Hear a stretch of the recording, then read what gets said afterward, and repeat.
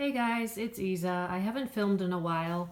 Today I wanted to talk to you about grow lights and etulation and different types of plants.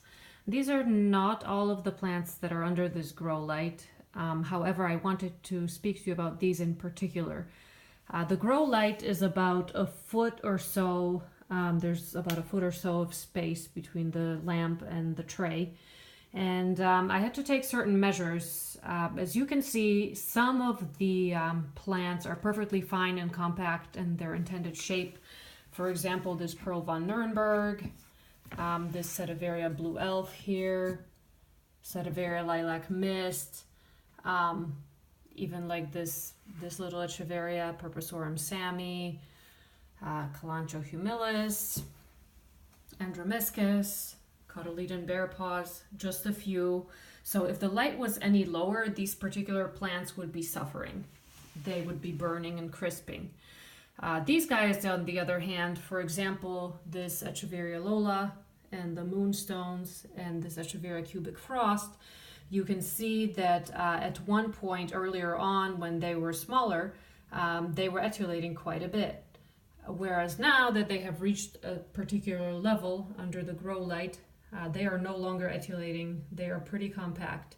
So what I had done is I started experimenting. I bought a little cake stand and I put some of the more higher light requiring plant on the cake stand. Some of these are beheadings of plants that I already had, and some of them are just babies that I wanted to experiment with. For example, this Echeveria Lola. It's a very tiny baby, and as you can see, it has a very compact shape. Whereas if you compare it to this larger one, again, it had to reach this kind of level to get the compact shape. So it seems to me that this cake stand level is good for some of the higher light requirement succulents, specifically Echeverias. Another one that has been doing well under the cake stand is this curly or on the cake stand is this curly Echeveria. You could say that it's even a bit too pink. However, it just starts growing up with leaves far apart when I put it on the lower level. So there are several other ones here. For example, this Graptoveria opalina. This is a beheaded one. It was very etulated when it was on the bottom of the tray.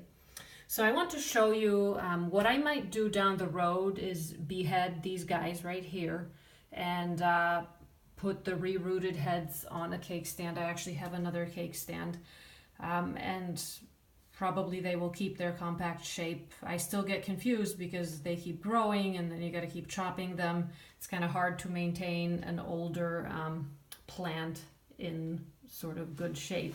So I'll show you examples. For example, my Echeveria nodulosa. This is actually the top of a plant that I had.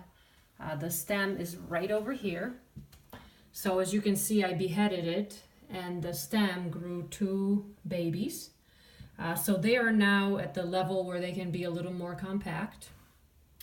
And similarly, I did the same thing to my Echeveria compressicolis. So this is the stem that now has like 4 or 5 babies on it, whereas the original one is over here on the cake stand, and it has rooted and it is now growing more compact.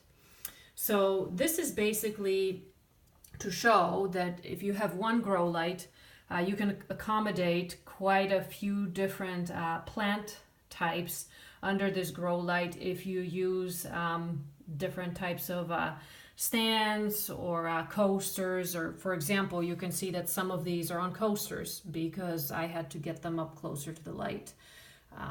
Another example here is my Graptoveria Murasaki. Again, you can see that it's kind of elongating and it would probably like to be even higher. A while back I put it on 2 coasters to sort of mitigate that. Pachysedum ganzu, also as you can see, has etulated a bit. It is also on 2 coasters. Some of these other guys, you can also see that they could probably benefit from being closer to the light. So I might chop them and restart them maybe on the other cake stand. So I guess I just wanted to show you. I'll do a full tour of this because these are not all my plants. I just watered them and just put some of them back. But just wanted to show this to you real quick. Isn't this beautiful, by the way? That's a Sedaveria lilac mist. It was in kind of a ball shape when I bought it, and for the longest time it did nothing. And here you go. Anyhow, so thank you, and I hope this gave you some insights as to how different types of succulents do undergrow lights and what you can do to help them maintain their intended shape. So thanks, and have a great evening, and see you in the next video, which will hopefully be soon. Bye!